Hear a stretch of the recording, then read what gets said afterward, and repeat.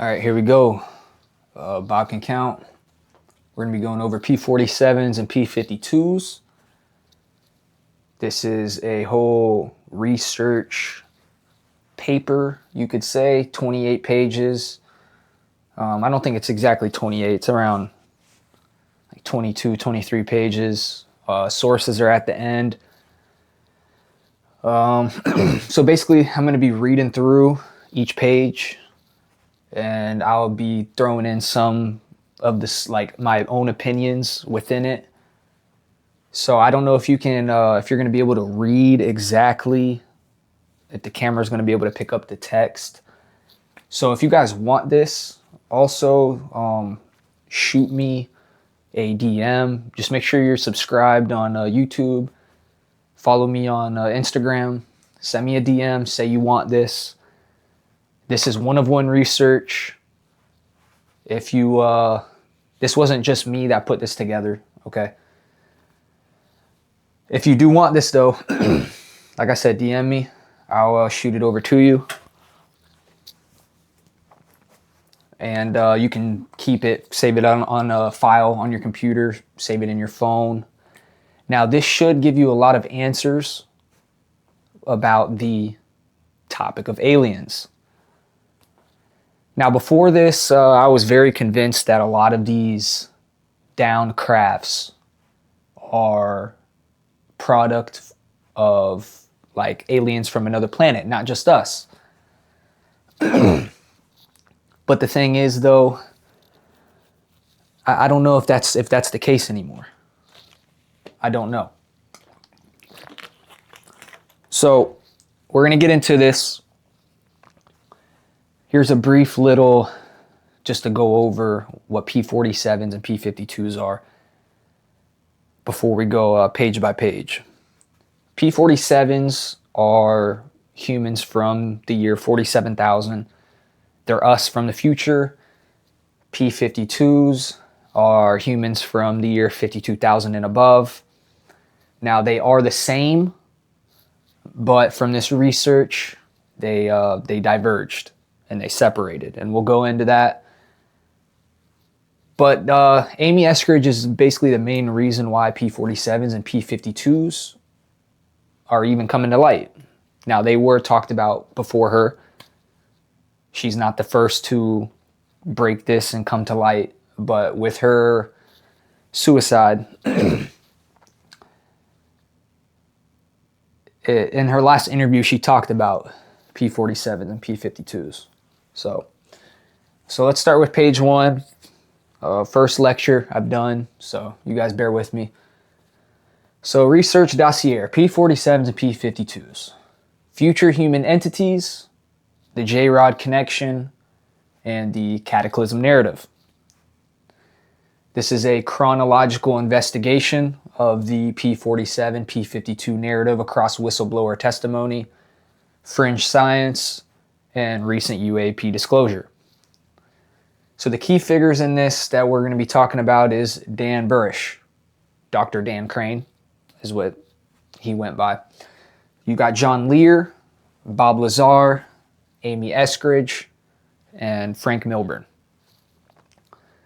And then here the core concepts is J-Rod, the DCTP, Project Aquarius, the Majestic 12, the S4 facility, ultra-terrestrials, and then the timeline war.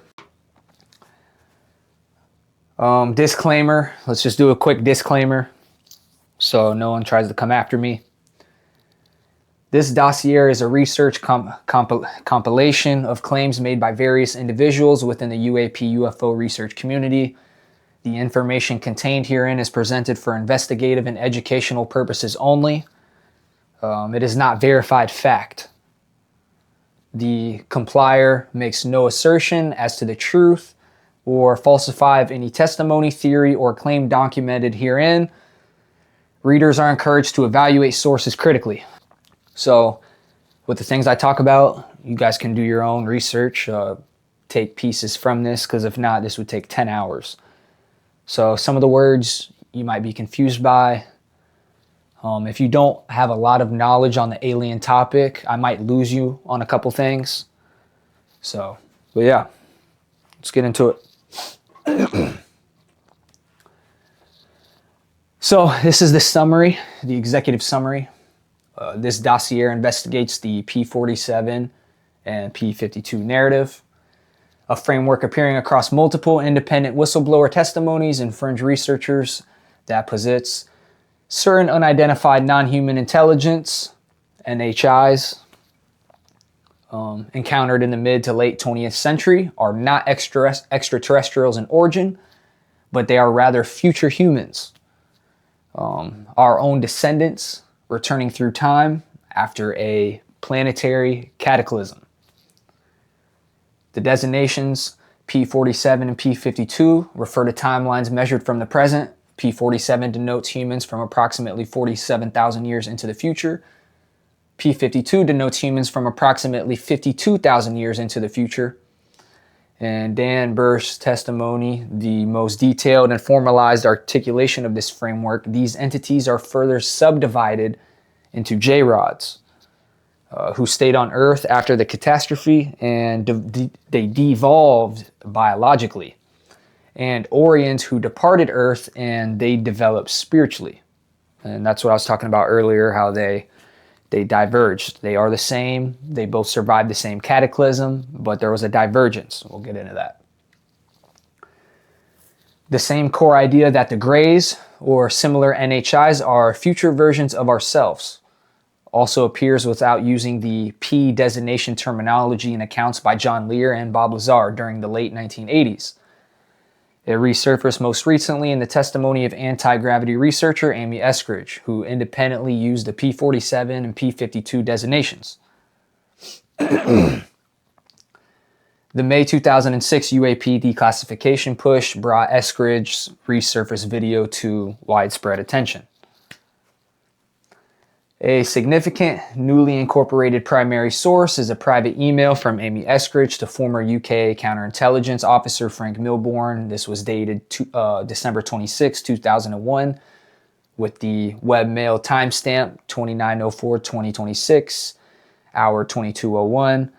In this email, Eskridge articulates a sophisticated theory connecting the cataclysm, atmospheric chemistry, the targeting of biologists and climate scientists, and what she describes as a timeline war being conducted through the elimination of key researchers.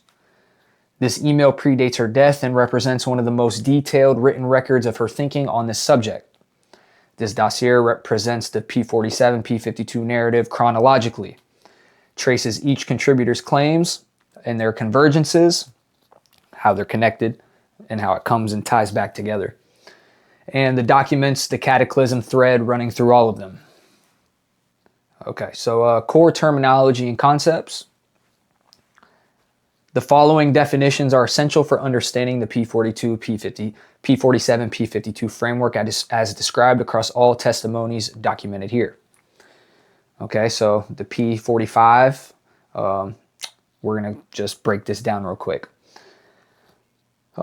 Shorthand for present plus.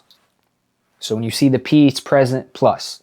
Plus 45,000 years refers to human descendants originating approximately 45,000 years from now on a catastrophic timeline. In Burisch's taxonomy, these are J-rods associated with Zeta Reculi, which is a part of it's like 15,000 light years away. We'll get into that too. They are described as self-serving and known in popular UFO culture as the Greys. The group primarily associated with abduction events, and Majestic designated them the rogues. So the 47s are the rogues, and the P52s aren't necessarily ones that help us, but they are willing to sacrifice their future and their timeline to prevent these cataclysms. So like I said, we're going to keep getting into this. I want to lead you along though. I don't want to jump into anything yet because we'll cover everything. So stay with me. This is crazy. Before we get into this next page, like I said, this should answer a lot of questions within the alien topic. I don't think anyone else has covered this or went into detail as much as this. So you can't go on YouTube, Rumble, and find anyone that dedicated this type of dossier lecture where they kind of dive into it, and it really does explain everything. Because these scientists that have gone missing, they're not all propulsion experts.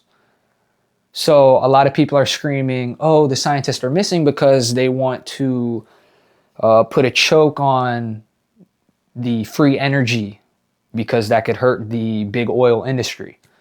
Now, yes, I'm sure that has played a part with a lot of the different type of engines that have been built and that have been shelved, that have not came out. But this right here, after you see this and we break down this is a whole nother ball game that we're getting into. This is the part that when these powerful people within the government, they'll throw you hints like, if you guys really find out what's going on, you wouldn't even be able to sleep at night. And I'm pretty sure this is the answer right here. This breaks it down. I've done a lot of research with UFOs and aliens. You guys know how excited I get when we cover this topic.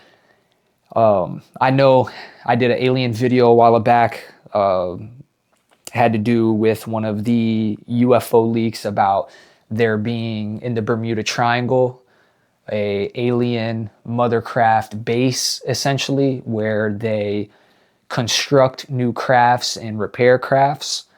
That was a pretty fun topic. Covered that leak. You'll have to go back. That was one of my earlier videos, but I enjoyed that one. You guys might be able to enjoy that also, but I know I wasn't articulating as good as I am now. I've been doing this and I'm getting better at articulating and keeping the flow going. So if you guys like alien content, that's not a bad one also. That was, like I said, I talked about the mothership that's supposedly in the Bermuda Triangle, which is why that specific part you can't fly over. Technology doesn't work over it. And the man basically worked high up within the government and worked with UFOs, UFO research, tracking, finding people that would call in and reports, and then they would go investigate it. And he talked about that. So, all right, let's get back into this. Let's go to the next page. So now it's talking about the P47s. Now the P45s isn't the main topic. It's really just the 47s and the 52s. Okay, P47s. This is the designation used by Amy Eskridge and referenced in some foreign discussions, sometimes used interchangeably with the P45, but it's pretty much the 47s. Now, some researchers treat P47 as a separate subgrouping within the 45,000 year lineage, though Burisch's main primary designations are 45 and 52. So P52 is present plus 52,000 years, the second major grouping of future human entities. In Burisch's framework, this includes both P52J rods from the Gliese, more altruistic, and the P52 Orients. They're the Nordic appearing beings. They're highly spiritual. They look more like us, and we'll get into why they ended up looking more like us too. The specific J-rod Dan Burisch worked with at S4 was designated a P52 J-rod, named Chil-Ella. That's what they called it. And we're going to go at the end, we'll kind of get into the history of each person and a little bit of their background towards more of the end, and where they kind of got some of their information from, but that'll be towards more of the end. So you'll learn a little bit about Dan Burisch and his story. Also, we're going to also throw in at the end some of the skepticism within this. So I don't want to just throw you guys and just 100% stamp it, but as a critical thinker, and all my critical thinkers out there, I'm pretty sure if you guys watch my videos and you are subscribed, you are a critical thinker or you're slowly becoming one. And it's not something you're born with. It's something that a part of your brain, you can activate it. Okay, so hopefully after this, if you are a critical thinker, you're going to realize like, holy shit, I think this cracked the code. J-Rod. Now the term J-Rod. The general term for the small gray appearing future human entities. The designation J-Rod is reportedly derived from an alphanumeric code. J is the 10th letter of the alphabet, and a rod symbol represents the number 5 in the Mayan system, together totaling 15, which corresponds to their reported base approximately 15 light years from Earth in the Gliese system. J-Rod suffer from severe peripheral neuropathy, believed to be a result of prolonged underground habitation following the Cataclysm. So when the Cataclysm happens, the select few humans, they had to go underground. That was basically the only way to survive. Sometimes they claim that you could go high up in the mountains also to survive the Cataclysm, but it's just not really as realistic or as safe as it would be to go underground. So, doctrine of convergent timeline paradox. So you're going to see me say the DCTP. When I say DCTP, that's the doctrine of convergent timeline paradox. So this is what this means. The theoretical framework articulated within the Burisch narrative to explain how future beings can travel to the past without paradox. Under the DCTP, their arrival in our time frame does not erase their original timeline, but rather creates a superimposition, a chimera of timelines. This was offered as an explanation for anomalous structures observed on the Moon and Mars. Now let's get into the Cataclysm. And what a cataclysm is. It's a reoccurring element across all testimonies. A future catastrophe described variously as a pole shift, or a nuclear event, a solar disruption, or a geophysical disaster that fundamentally alters humanity. In the galactic, ecliptic, and amplification of natural stargates, Amy Eskridge described it as an apocalypse scenario. In her private email to Milbourne, December 2021, Eskridge elaborated that the cataclysm is primarily atmospheric in nature, and that it is the chemistry of a fucked up atmosphere. The fucked up atmosphere interacting with human biology that drives the evolutionary divergence into the P42 and the P47 and the P52 lineages. So that's why they look different. Okay, so it's going to be, they look different for this specific reason, because the P47s decided to stay a little bit long. They stayed longer. Okay, like I said, I'll let this cook. Let's just keep going. I don't want to keep going in between that. Let's finish these terms so when I say these things, you have an idea. Project Aquarius. That is the umbrella project under Majestic 12, focused on studying extraterrestrial biological entities. The EBEs is the acronym for that, EBEs, and their interactions with humans. Dan Burisch served as a working group leader under Project Aquarius at the S4 facility, responsible for investigating J-Rod neuropathy. So the S4 facility, that's within the UFO community and the people that do research within UFOs. Area 51 is a place that I don't think is necessarily where they store many of these crafts anymore. They moved them because a lot of people found out what they were doing at Area 51. Now, S4, they believe, is built inside of a mountain, you could say. There's other certain places that they think S4 might be. I from what I've read, that it's part of a mountain that's been hollowed out near Area 51. And I don't really think Area 51 is really where they even do these secret projects necessarily anymore. So yeah, we're not going to really go into the location of the S4 facility, but the S4 facility definitely is a real place. Now, Looking Glass. Project Looking Glass. When you see me say this, Project Looking Glass, Einstein-Rosen bridges, the ERBs. This is technology described by Burisch as back-engineered from ET devices. Looking Glass reportedly allowed viewing of forward and rear event horizons, the future and the past. ERBs, or Stargates, allowed for physical travel through time. Both were reportedly decommissioned circa 2003-2004 due to risks associated with the galactic alignment period. So this was given to us as a gift, you could say. Now, some people believe that this was given when President Eisenhower was president. I know if you've watched any alien history video or you watched anything, there was always an episode where they talked about Eisenhower made a deal with aliens. And this is what some believe the deal was, that they got some of this technology. Now, was it the P47s or the P52s? They claim it was the P52s that wanted to give us this technology. They kind of work against each other. We'll get into that in a minute. Ultra-terrestrials. This is the term used by Amy Eskridge and others to distinguish future human NHIs from extraterrestrials. Extra implies origin outside Earth. Ultra implies they are from Earth, specifically from Earth's future. Eskridge used this term explicitly when discussing P47s and P52s. So there are ultra-terrestrials also. It's a group of things. Now, I don't think many of the crashes are a product of us. I'm pretty sure from what I've read, ultra-terrestrials are really the ones that stand in the back even more.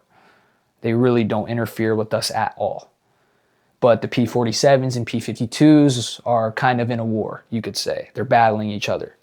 One, to preserve our timeline. The evil ones want to preserve our timeline and let the cataclysm happen. The P52s are working and willing to sacrifice.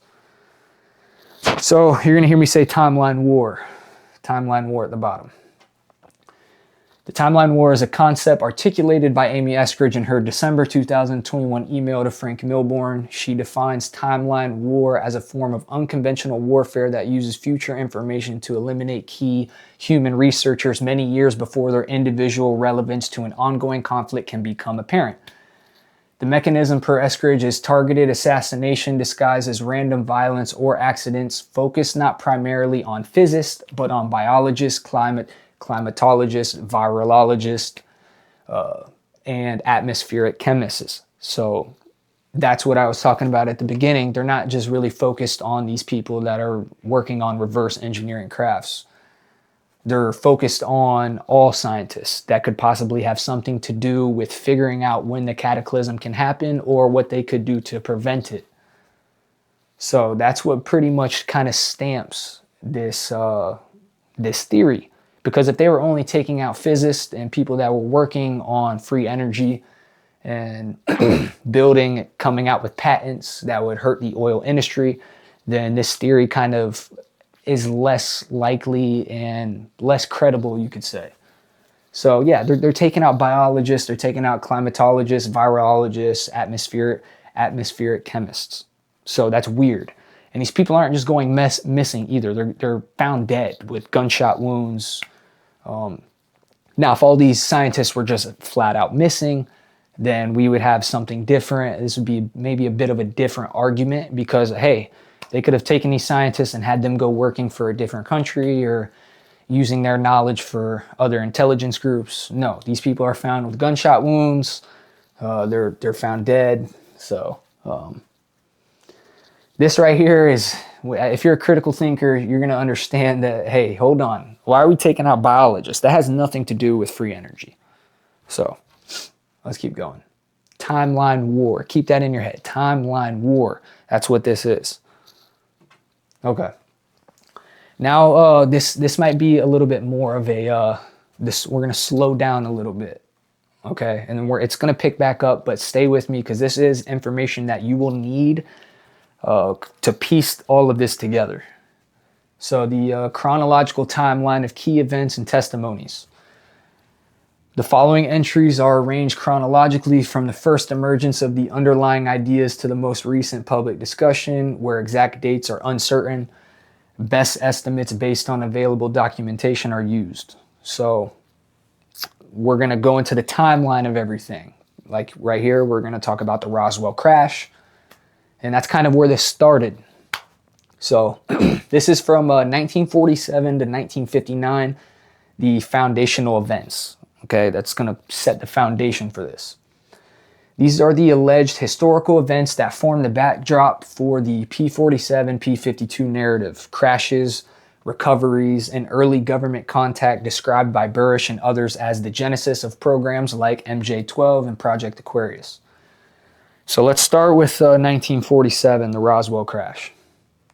So a craft reportedly crashes near Roswell, New Mexico. Everyone knows about the Roswell crash. That's the OG. Now, it's not the first. There's been crashes that have been dug up that they say were there for thousands of years, even though that technology is hundreds of thousands of years ahead of us. So this isn't the first crash. That's not what I'm saying, but this is what started it. Okay, so this is described as the trigger event. I probably just read this. This is described as a trigger event for the Majestic 12 formation and the beginning of classified ET reverse engineering programs. This is what started it. Right after this happened, you got Area 51. Everything got built. This Area 51 is built right next to it. Now, the thing is with the Roswell crash, it was manned. I'm pretty sure I said that. Yeah, non-human bodies were discovered. I'm pretty sure one stayed alive also at the same time. Now, the rumor is, there's a couple rumors. It was struck by lightning. I guess a lot of these crafts do have some type of electromagnetic type of effect with them. So when lightning hits it, it can crash their systems. Also, we've started shooting them out the sky also with electromagnetic type of weapons, which is why now most of them aren't really manned. And I do in the future, quick little, I want to announce this real quick. In the future, I do want to go to New Mexico and go to the exact coordinates of this Roswell crash and kind of break down some of the lore that really isn't talked about. Maybe we go to the gate of Area 51 and we talk about it. Maybe we can show guesses, you could say, where S4 might be and some of the history around that. That might be a future video where we go to New Mexico, and I'll probably find someone out there that is familiar with that area. We can go out there and shoot something. But let's keep going. Let's keep this going because we still do got more to cover. So 1953, Kingman, Arizona crash. This was a second crash near Kingman, Arizona per Burisch. This was the craft carrying the Chiela, the specific J-rod he would later work with at S4.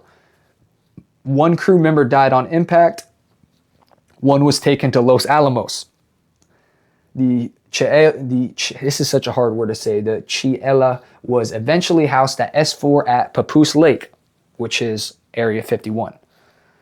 So the crash was attributed to a gravimetric problem related to the J-rod's physiological condition and interface with the craft. So most of these crafts are controlled with their mind. It's not like how we control cars where you get into a car and you grab the steering wheel and you shift the gear with your hand and you kind of have to use a physical force. You got to push the pedal down. That's not how these crafts operate. They are interfaced with their with their brain. You look left, the craft turns left. You look right, the craft turns right, etc. You speed up. It's all connected biologically.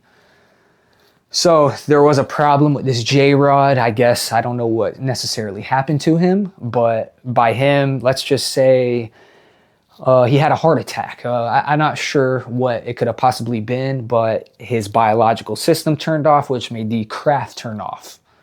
And that's what made this crash. So that was in Kingman, Arizona. That was another very famous crash. Then you got, this is what we were talking about earlier, 1954. Eisenhower meeting at Edwards Air Force Base. President Eisenhower reportedly met with representatives of the P-52 Orion group at Edwards Air Force Base.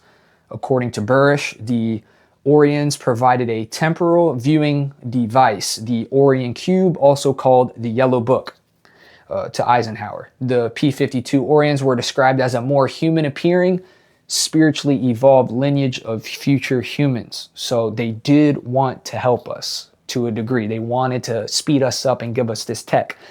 Maybe if they gave us this tech and pushed us along, we might be able to not necessarily alter the cataclysm, but there's reasonings behind why they want us to succeed, okay?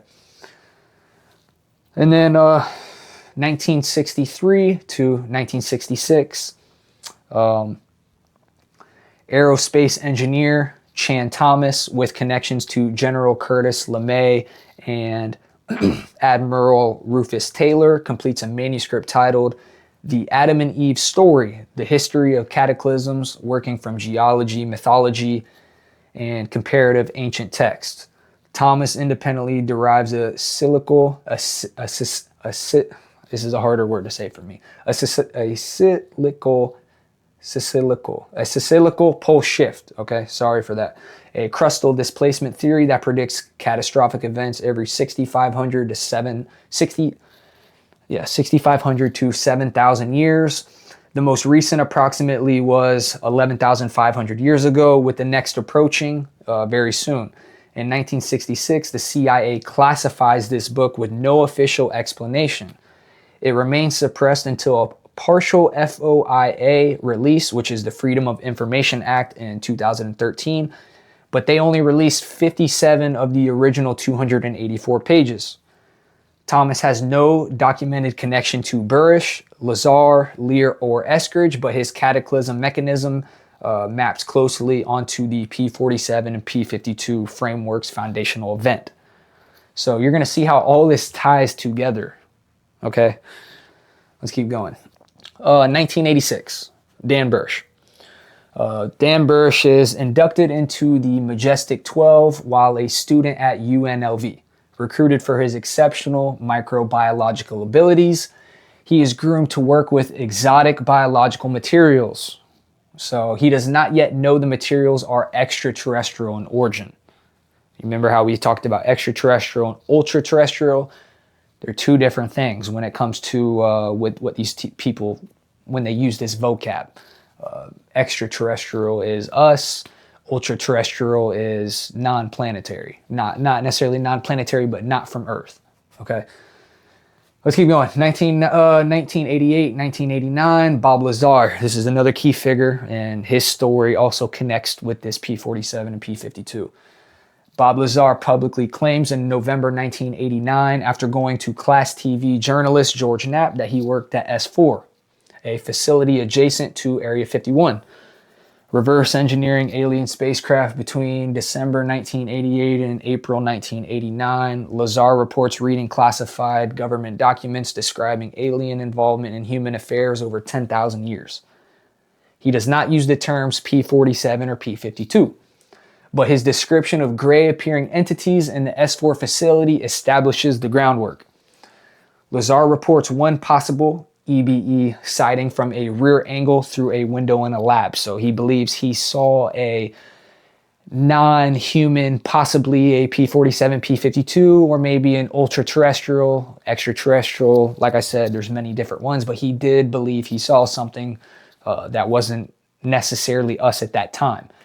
So these P47s and P52s are us from the future. So make sure, I'm trying to make sure that's clear for you guys. Here's a testimony, one of the Bob Lazar's S4 testimony. I was employed to study the propulsion system of a recovered alien craft. I also read reports describing 10,000 years of earthly visits from extraterrestrials from the Zeta Reticuli system. The source of this was from the Lazar tape 1991 video. Lazar's S4 account independently corroborates the same facility Dan Burisch later discusses in detail. So, and you're going to see this Zeta Reticuli system get brought up, and it's going to converge with other testimonies also. So 1987, 1988, you got John Lear, the aviation expert and the CIA contract pilot. John Lear posts his landmark UFO statement on Paranet, which is an early paranormal bulletin board. In December 1987, revised in 1988, Lear details a secret treaty between MJ-12 and gray aliens, alien abductions, and underground bases. Crucially, Lear describes the Greys as a degenerated species in genetic decline, either on the backside of an evolutionary genetic curve going downhill or having suffered a nuclear accident. He does not use the P-Designations, but his framework of genetically deteriorating gray entities seeking human biological material strongly aligns with this P47 P52 J-Rod narrative. So the Greys are the 47s, okay? Keep that in mind. P52s are the ones that are Nordic looking. They look more like us. And they're, like he was talking about, they are declining. As they are evolving, they're declining. That's why they look so disgusting. They look very different than us. And that had to do with them going underground for so long. So John Lear on the Greys. This is a quote by him. Their ultimate, what they want to do is regenerate their own race. Now, apparently, they've either had some kind of nuclear accident or they're on the backside of an evolutionary genetic curve. And they're going downhill instead of uphill. And that was, the source is a John Lear interview with George Knapp, which was on the KLAS TV, Las Vegas in 1989. Okay. 1989, you got Lear plus Lazar.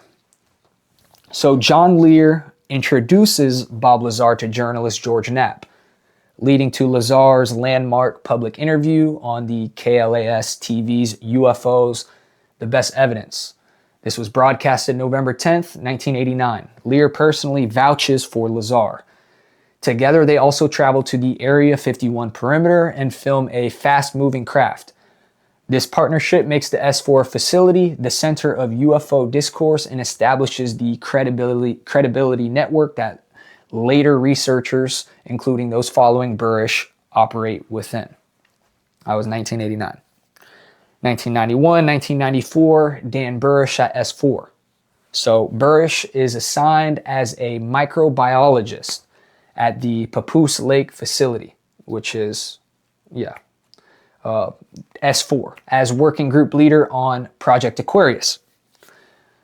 His primary task is investigating peripheral neuropathy in the J-Rod entity, the Chi-Ela, housed in a specifically constructed clean spear. Burisch reports direct physical interaction with the Chi-Ela, including obtaining tissue samples.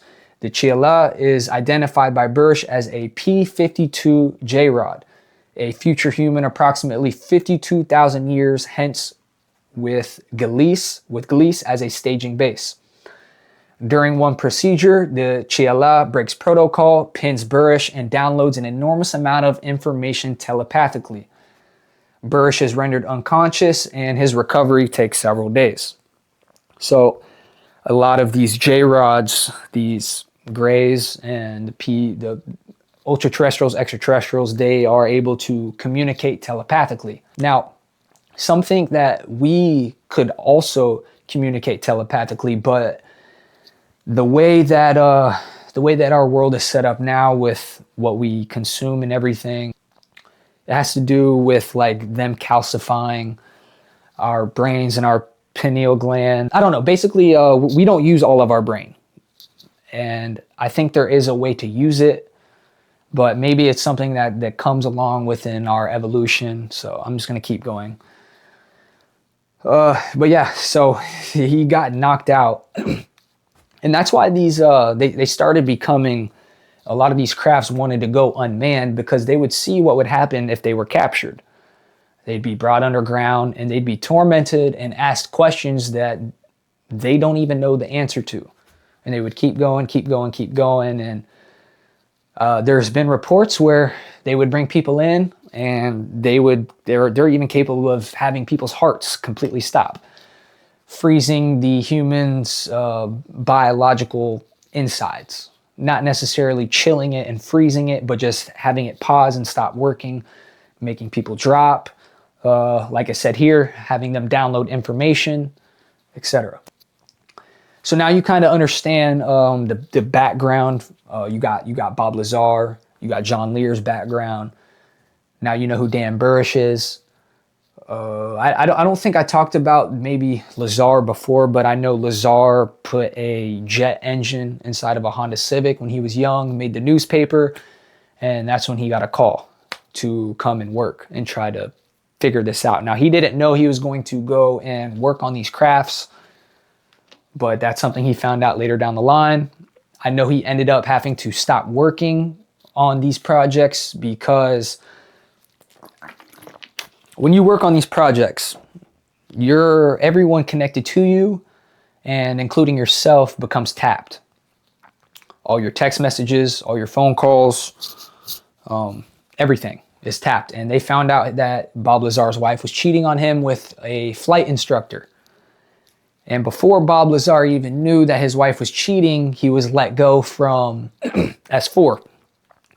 And he couldn't figure out why. And then he figured out that his wife was cheating, and he understood and realized that he could have became a risk. Let's say he was still working with them and he found out his wife was cheating on him. He could have just went crazy and just went unhinged. And they don't want that. He would end up becoming a risk. So yeah, all your stuff is tapped, everything, your family, everything. So if you know someone, or if you have someone very close to you that works high up in intelligence, everyone in your family is also tapped.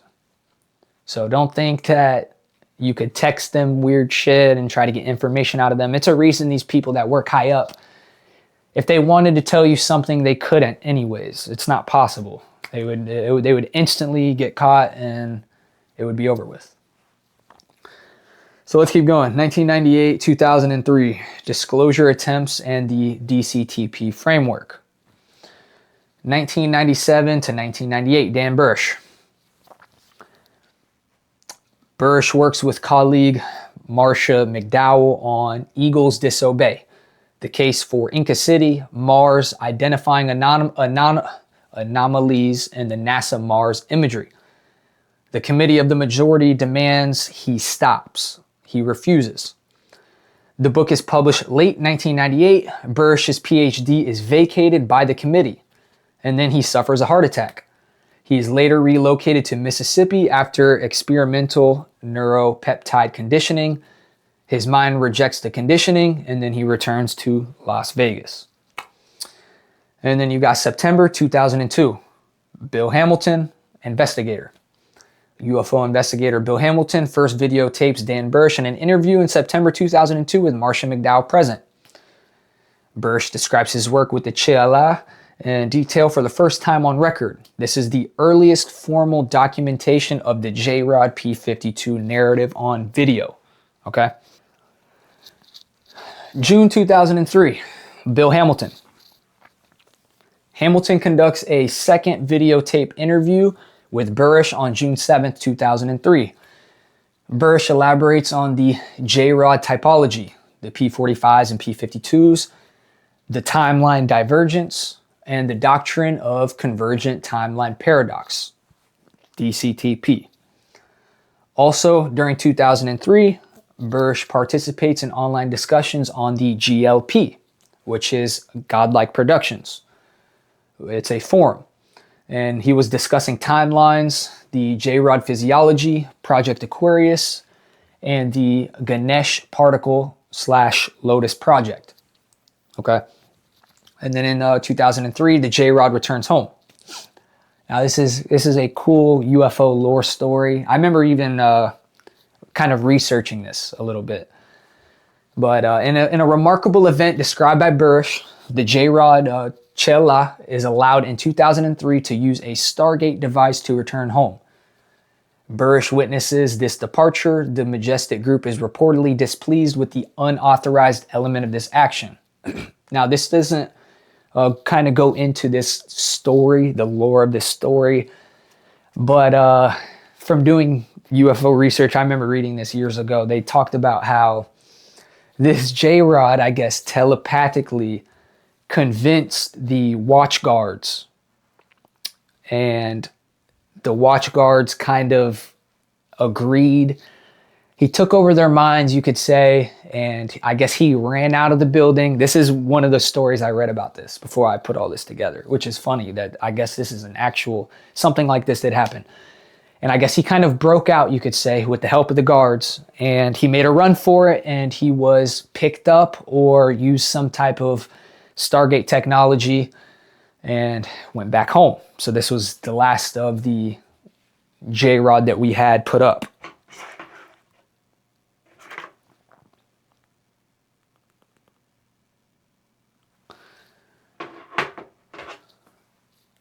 Okay. So the 2004 to 2007 public emergence and formalization. So May 2004, Dan Burisch. Linda Moulton Howe videotapes Dan Burisch in Las Vegas on May 30th, 2004 at Frenchman Mountain. He discusses looking glass technology and timeline anomalies affecting the J-Rod entities. This interview is broadcast on Earth Files and Coast to Coast AM with George Norrie. Then in late 2004, Dan Burisch, the Q94 document.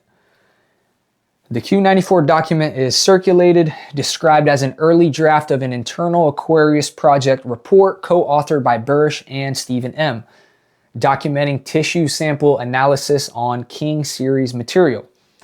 It is leaked by Stephen M. before his death. This document provides the first quasi-documentary paper trail supporting the S4 biological research narrative. So on his deathbed, before he went out, he decided to release the paperwork on this. 2005, Majestic orders Dan to disclose. In fall 2005, Burisch is issued formal orders by Majestic 12 to speak openly about his experiences. Majestic adorns October 12, 2005 and gives Burisch approximately 1 year to complete the disclosure mission. Burisch briefly serves as pro tem MJ9 during this period. December 2007, Cataclysm averted, the Orion Cube data. According to Burisch, data from the Orion Cube temporal viewing device reportedly given to Eisenhower in 1954 indicated by December 2007 that the 2012 catastrophe had been averted. Looking Glass and Stargate devices had reportedly been decommissioned or destroyed across participating nations to prevent amplification of natural Stargate effects during the galactic ecliptic this is such a hard word to say. Ecliptic crossing. Sorry. I'll say that last sentence for you guys again. Looking Glass and Stargate devices had reportedly been decommissioned or destroyed across participating nations to prevent amplification of natural Stargate effects during the galactic ecliptic crossing. Okay, there you go. All right, so 3.5, 2007 to 2008, Project Camelot era and full public record. Okay, 2007, 2008, this was the Project Camelot interview. Dan Burisch gives his most comprehensive on-camera interview to Project Camelot, Carrie Cassidy and Bill Ryan. This becomes the most widely circulated articulation of the P45 P52 framework. Key points disclosed include the full typology, the P45 J-rods as gray rogues, the P52 J-rods as Gliese-based altruistic, P52 Orions as Nordic-appearing spirituals, the Chilaz name and biography, the DCTP, the Cataclysm narrative, the treaty negotiations, which was called the TAU-9, that was the name of the treaty, and the decommissioning of Looking Glass. Summary published by Marcy McDowell as the Dan Burisch summary document. Okay, here's a kind of a summary real quick. So Project Camelot, Dan Burisch summary, Marcy McDowell, 2007-2008, Dan Burisch reports extensive contact with two groups of J-rods, both races of future humans who have traveled back in time to our world. One group, called by the Majestic, the P45s, an abbreviation for present plus 45,000 years, come from 45,000 years in our future, Another group is called the P52s and come from 52,000 years into our future. The P45s are also called by Majestic the Rogues. So the P45s and the P47s necessarily are pretty much kind of the same thing. Now Eskridge used the 40, she described them as 47s. Burisch says 45s. They're pretty much the same thing. So you might hear me say the 45s or the 47s, but they're both the grays and they are both the rogues, okay? So, the 45s are also called by the Majestic the Rogues and are self-serving in their agenda, but the P52s are not. They are for us, and they want to alter the timeline, you could say. They want us to prevent and maybe do something with this cataclysm, but the P45s, the rogues, they want this to play out. They don't want their timeline to be fucked up because any small change can cause a butterfly effect and alter timelines. That was in March 2008, by the way. Dan Burisch presents at the International UFO Congress in Laughlin, Nevada. He announces publicly regarding the Lotus Protocol project. This marks the transition from covert disclosure to public researcher persona. Okay, let's keep going. So 2009 to 2020, this is the Post-Majestic research period. All right, 2009 to 2019 right here, Dan and Marcia McDowell, now married, continue research under the Eagles Disobey Research Consortium. They publish acoustic and solfeggio frequency research, Mars anomaly image analysis, and the Lotus Protocol. The anticipated 2012 catastrophe does not occur, which Burisch's framework had already predicted given the timeline inversion announced in December 2012. Okay? So that's one of the things we're going to go over at the end, is because Burisch did believe that there was supposed to be a cataclysm, something that happened in 2012. But maybe there was something that happened. In 2012, pretty much that's when the Mandela effect theory started picking up and going crazy. The Mayan calendar said something about 2012. So maybe there was something they figured out that did prevent a cataclysm. You never know. So it's not necessarily something that just completely discredits what he was saying, because a lot of weird shit did happen. You got the Monopoly guy. Make sure my mic's still on. You got the Monopoly guy. They said now that he never had a monocle. The Fruit of the Loom basket. So maybe they figured out a way for us to go to a similar timeline that's close to us, that it didn't happen. They figured out how to jump timelines. Something did happen, though, in that 2012 era. And maybe the P52s helped us out with that.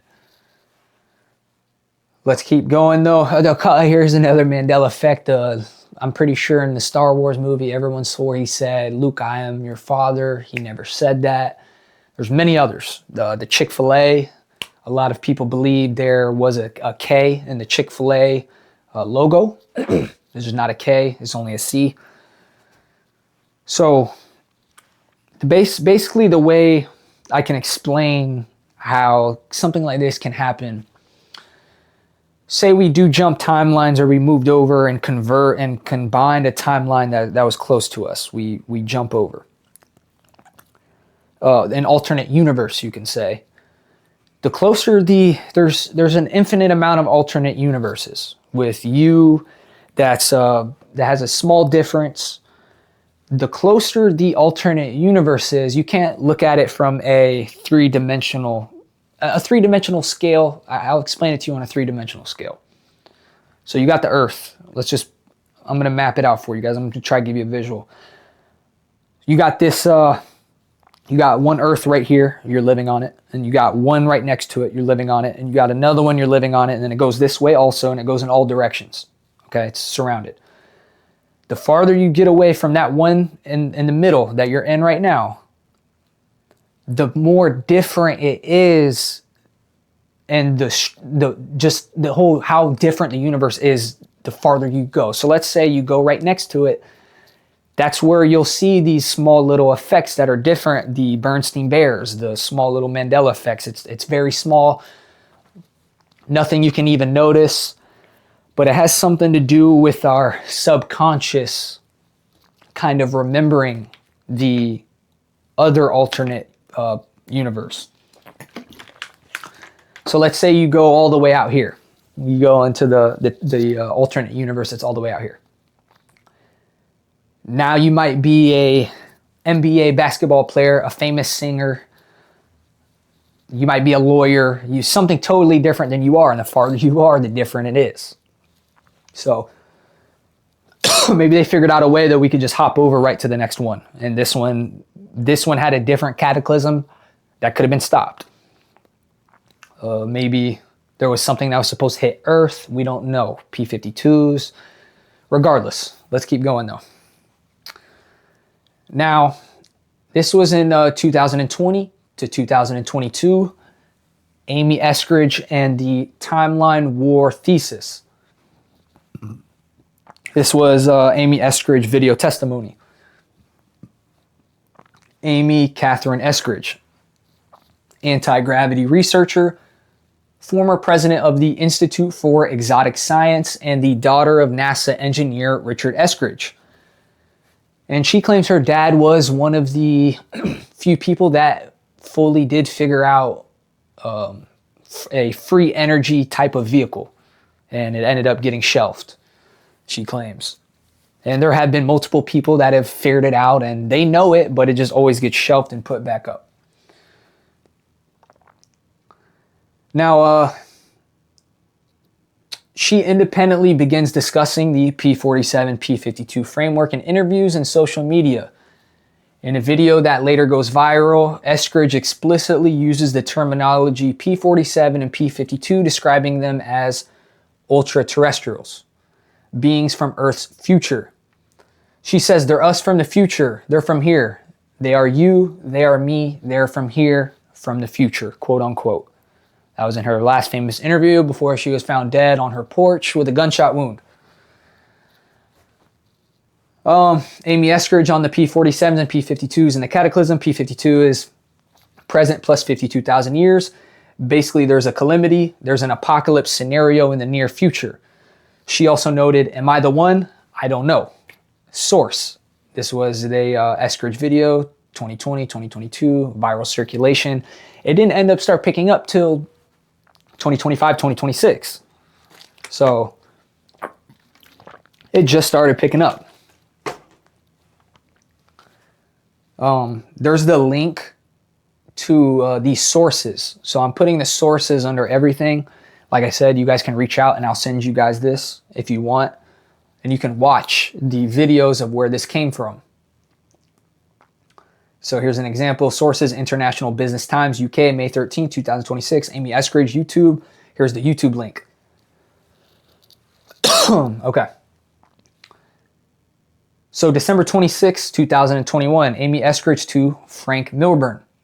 This was a private email.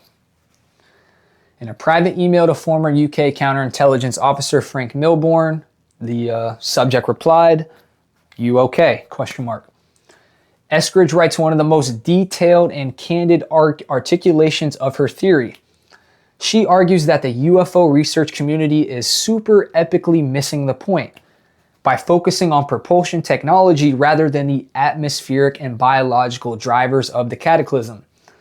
She introduces the concept of the timeline war, describing targeted elimination of biologists, climatologists, and atmospheric chemists as unconventional warfare carried out using future information to remove key personnel years before their relevances become apparent. The full analysis of this email appears in section 4. So, 2024 to 2026, Eskridge's death and UAP disclosure era. So yeah, this was August 25th, 2024. Former UK counterintelligence officer Frank Milburn discusses Amy Eskridge's death in a public interview. He expresses skepticism about the official suicide ruling, citing surveillance and harassment of Eskridge prior to her death, and the swift cremation and lack of thorough investigation. Eskridge is identified as one of 11 U.S. scientists linked to sensitive research who had either gone missing or died, prompting broader federal attention. So he came out and was basically saying, "Hey, I don't think this was I don't think this is what they're telling us."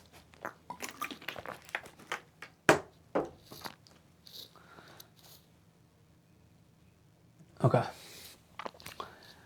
Early 2025, Brian Jackson. This is the Burisch archive. Brian Jackson delivers a comprehensive research presentation in San Francisco summarizing 13 years of investigation into the Dan Burisch case. He launches the Burisch archive, so you guys can go read some of his stuff at the BurischArchive.com as a centralized repository of supporting documentation, including affidavits, Dan's PhD records, the Q94 document, congressional record references, the Tom Mack letter, and the full Burisch timeline. So, like I said, the BurischArchive.com. May 8th, 2026. The Pentagon Pursuit System.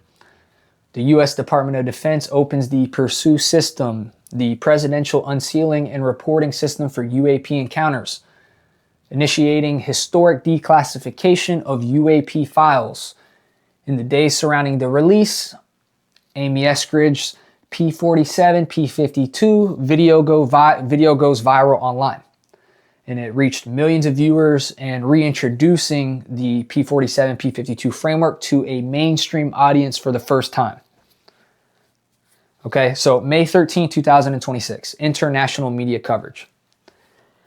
International Business Times UK publishes a major feature on Amy Eskridge's P47 P52 claims, explicitly connecting them to pursue declassification context.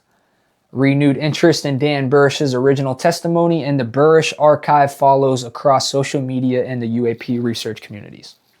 Okay. So now you guys are kind of getting the idea. This is going to pick up a little bit. It's going to get a little bit more, if you made it this far, it's going to pick up, okay? And answers are going to be, your questions to your answers are most likely going to be filled. So let's keep going. Primary source analysis. Amy Eskridge email to Frank Milbourne. Okay, so now we're going to go over that email we were talking about earlier. Subject, are you okay? Okay. Significance, one of the most detailed written records of Eskridge's theoretical framework. This was predating her death. So the context.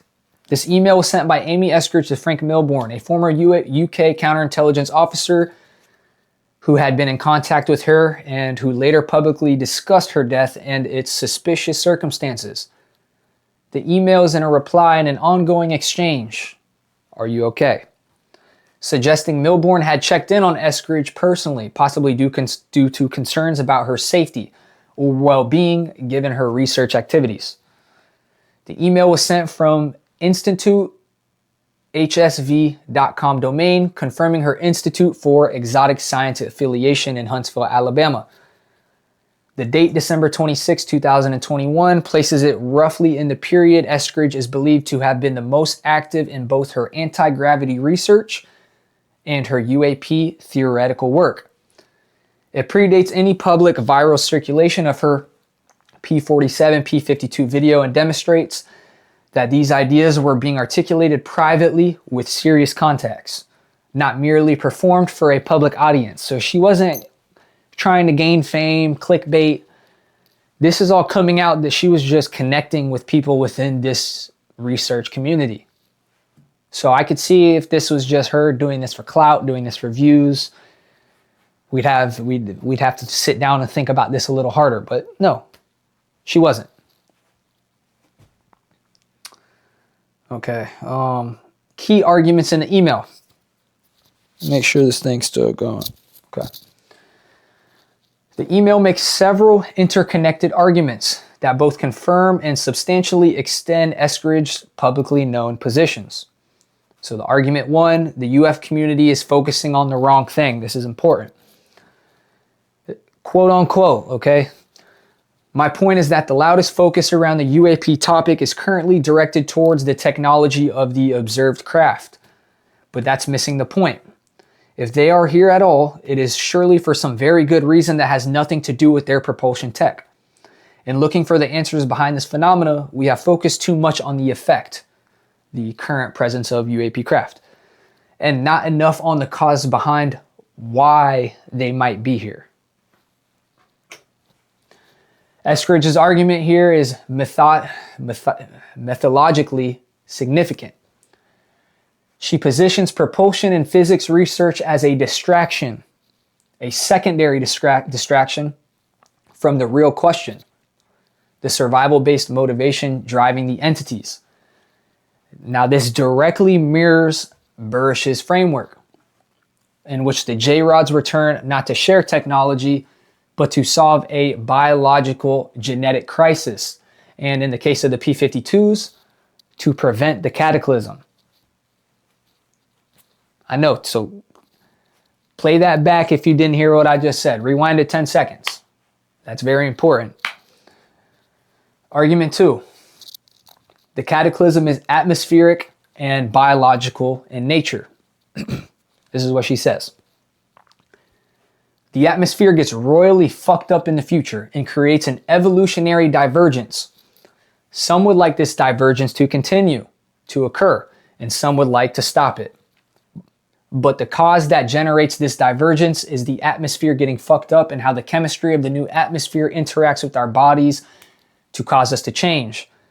That either happening or not happening is what matters most to the Greys. The Greys are the P47s, the evil ones. And that's an issue of chemistry and biology, not so much physics. This is a significant, that's okay, now end her quote right there. Now we're gonna go here and explain this. This is a significant elaboration on the Cataclysm narrative, where Burisch describes the Cataclysm in terms of geophysical events, pole shift, solar disruption, Stargate amplification. Eskridge focuses on the atmospheric and biochemical mechanism driving evolutionary divergence. Her framing suggests the cataclysm's primary consequence is not mass death per se, but the alteration of the atmosphere in ways that biochemically force human evolution along the J-rod trajectory. This places the expertise most relevant to preventing it firmly in the domains of atmospheric chemistry, climate science, and human biology. Okay, here's her third argument. Strategic targets are biologists and climate scientists, not physicists. If the Greys had strategic targets that they'd like to travel back in time to ice well in advance, it wouldn't necessarily be targets who were into physics. It would more likely be targets who understand climate science and biology and all the other critical elements of the cataclysm that caused the Greys to either evolve into themselves or not. The people who might not know how to reverse or prevent atmospheric catastrophe or how to harden our bodies against it and survive it, etc. So this passage carries, that ends her spiel right there. Now let's talk about it. This passage carries direct implications for understanding the pattern of deaths of scientists linked to sensitive research. Eskridge explicitly argues that the rogue faction, which is the P45 J-rods, who want the cataclysm to occur, as it is foundational to their existence, would rationally target researchers working on atmospheric prevention, human biological resilience, and climate intervention, not the physics and aerospace community that tends to dominate the UAP discourse.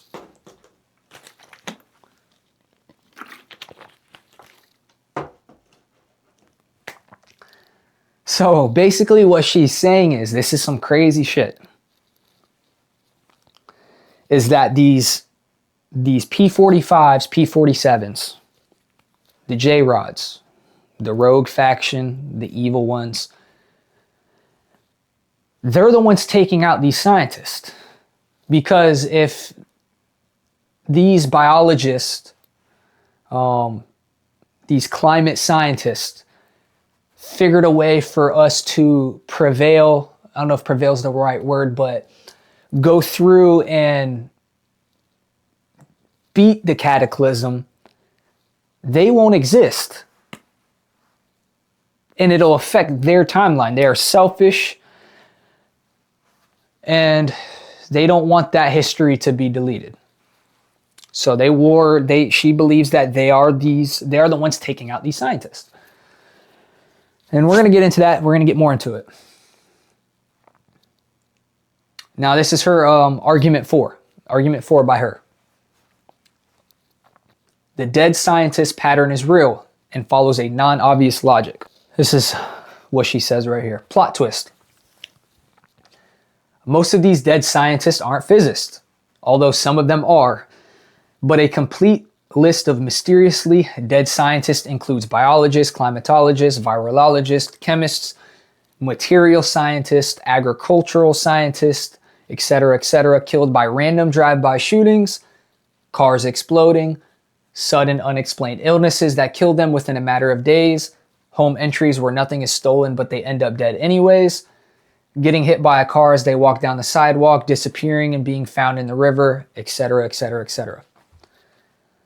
Eskridge references a website that has been diligently recording mysterious deaths of scientists going back to cases 20 years or longer ago.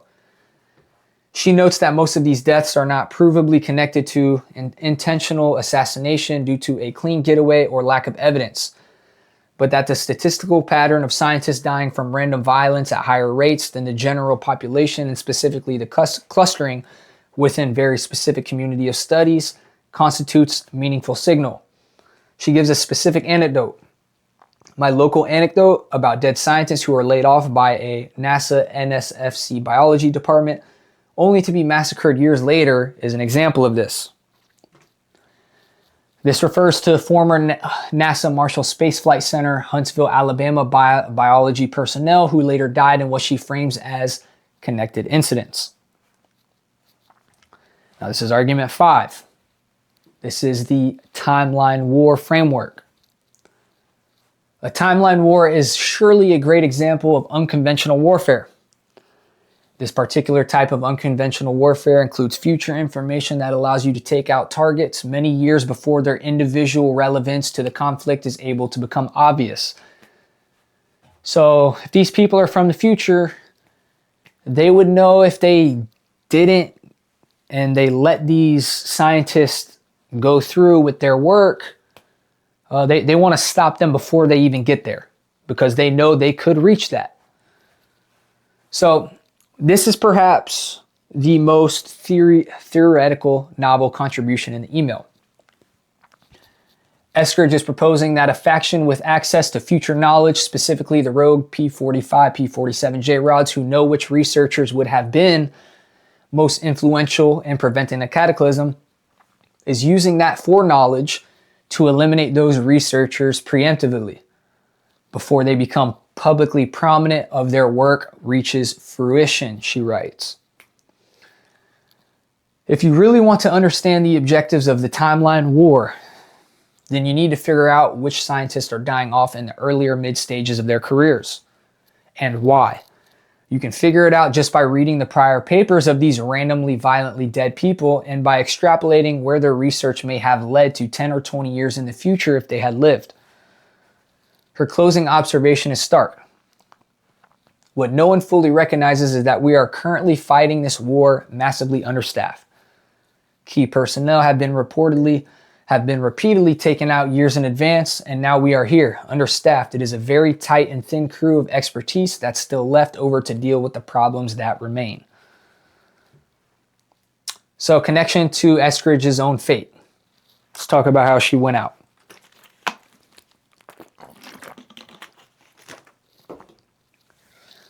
Amy Eskridge died under circumstances that former UK counterintelligence officer Frank Milbourne publicly described as suspicious.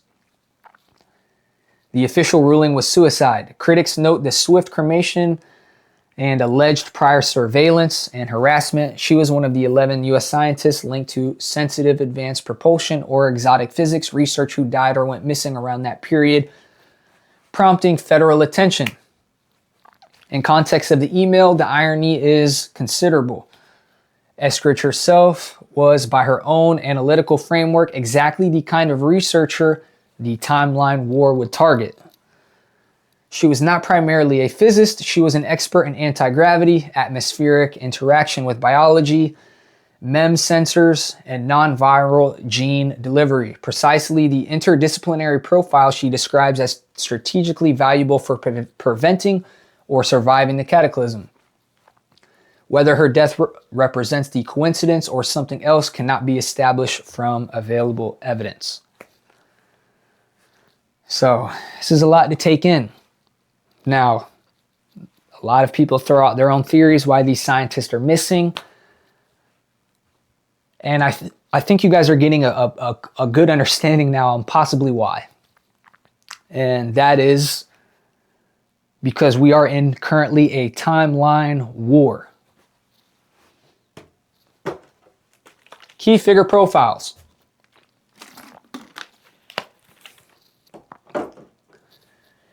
Dan Burisch is the central figure in the P45, P47, just say P47, and the P52 narrative. He holds a PhD in microbiology, reportedly from the sunny Stonebrook. Credentials restored in 2006 by a French religious order. He served as senior operative scientist under Majestic 12 from 1986 to 2005. His most significant claimed role was as a working group leader on Project Aquarius at S4, where he interacted directly with the Chiela, however you say it, Chiela, which was the P52 J-Rod entity. So he was inducted into Majestic in 1986. His S4 assignment was 1991 to 1994, and he was in the tissue sampling program. He was in the Gulf War deployment in 1991, biological warfare countermeasures. He helped with that. The Eagles Disobey publication in 1998, which was the Mars anomaly research. The MJ9 Pro Tem appointment, 2005. The Majestic adjournment, October 12, 2005. Full disclosure order completed, September 2006. Special assignment, national security, June-December 2007. Post-service, chief scientist, Eagles Disobey Research Consortium with Dr. Marcia McDowell. John Lear, 1942 to 2022. That's how long he lived. He was 80 years old. He made it to 80. So his full name is John Olson Lear. He was an accomplished aviator, son of Learjet inventor Bill Lear, CIA contract pilot, and one of the most influential early voices in modern UFO conspiracy discourse. In December 1987, Lear posted his landmark statement on Paranet describing a U.S. government treaty with gray aliens, underground bases, abductions in the grays, biological degeneration. He described the grays as a species in genetic decline, possibly from a nuclear accident or a revolutionary regression needing human biological material for regeneration. This maps directly onto the J-Rod tissue sampling program described by Burisch. Lear was instrumental in introducing Bob Lazar to the public, arranging the Class TV interviews with George Knapp in 1989. He was described as probably the most influential source of UFO conspiracies in the second half of the 1980s. So shout out to John Lear for coming out with this information. Bob Lazar. Robert Scott Lazar publicly claimed from 1989 onward to have worked at S4, the same facility Dan Burisch later describes in detail. He was reverse engineering alien spacecraft. His claim timeline at S4.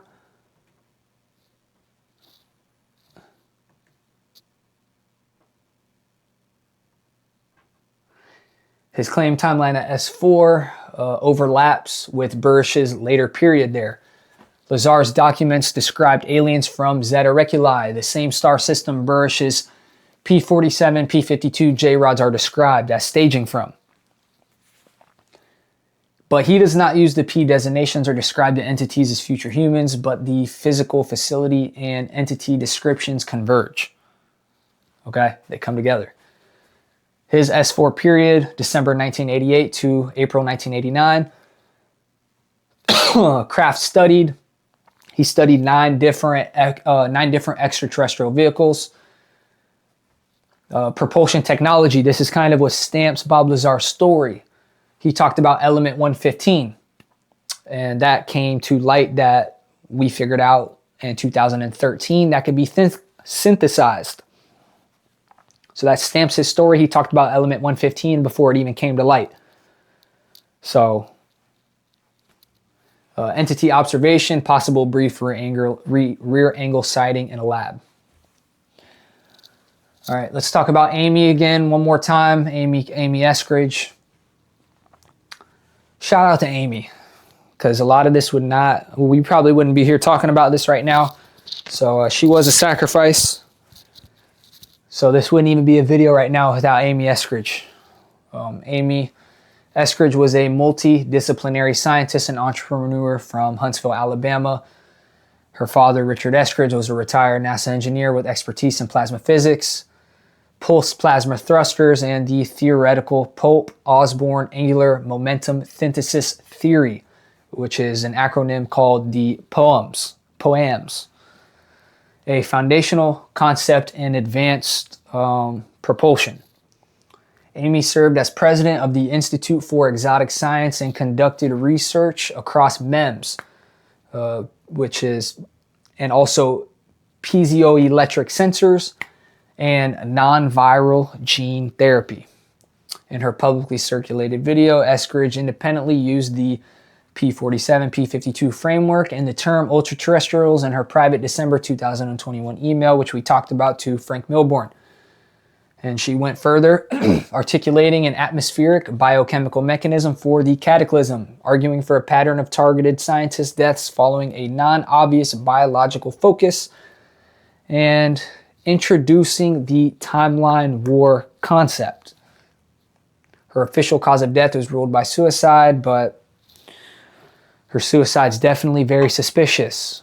I don't know if you guys follow on the Instagram, but I made a video on Amy Eskridge, and I went over about how she was sitting at her computer working, and there was a window to her right, and she believed that she was getting shot by some type of advanced weapon that was burning her insides. She took a picture of her hands, and only her hands up to her wrist were bright red.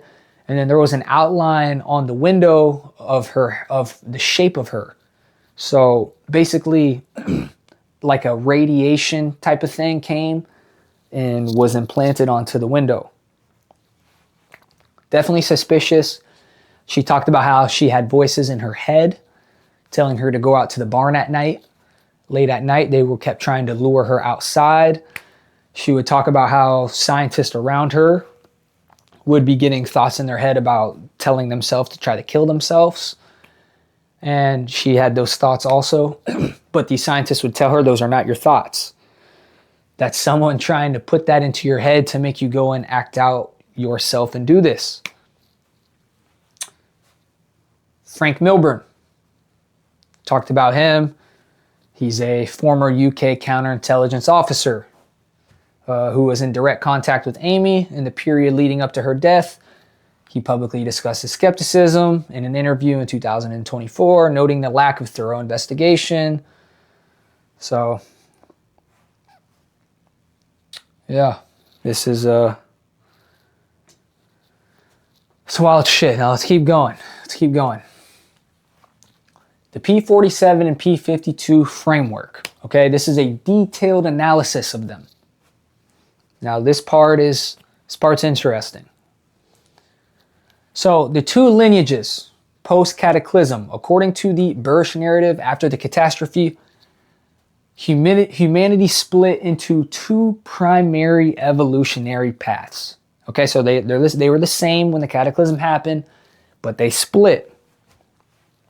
Now, path 1, the J-Rod lineage, the P47s and P52s, they both of them, okay, they were the same. These humans stayed underground, they're us, on Earth to survive the post-apocalyptic environment. Over tens of thousands of years, prolonged underground habitation caused significant physiological changes. The eyes enlarged and darkened, adapting to low light. The body became smaller and more hunched.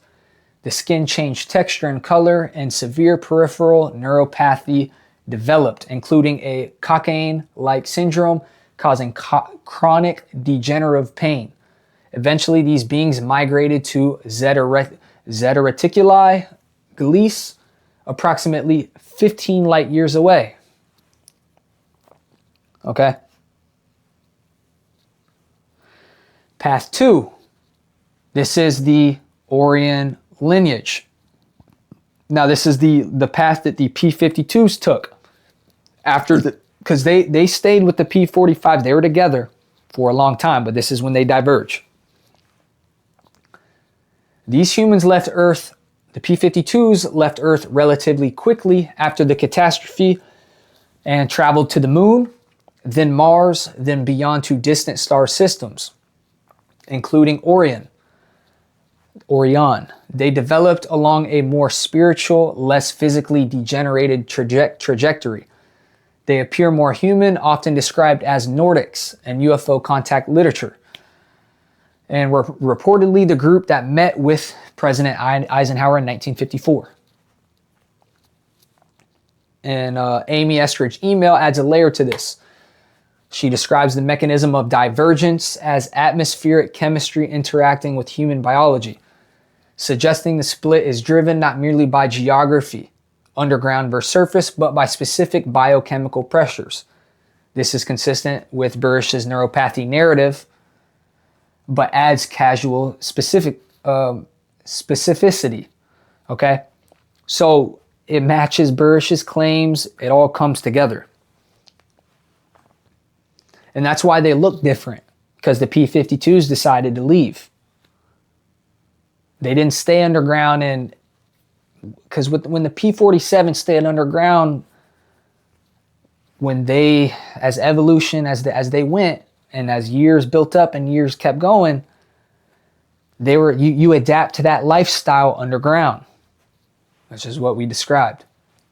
Why they were so fucked up and why they're on a negative decline as they keep going.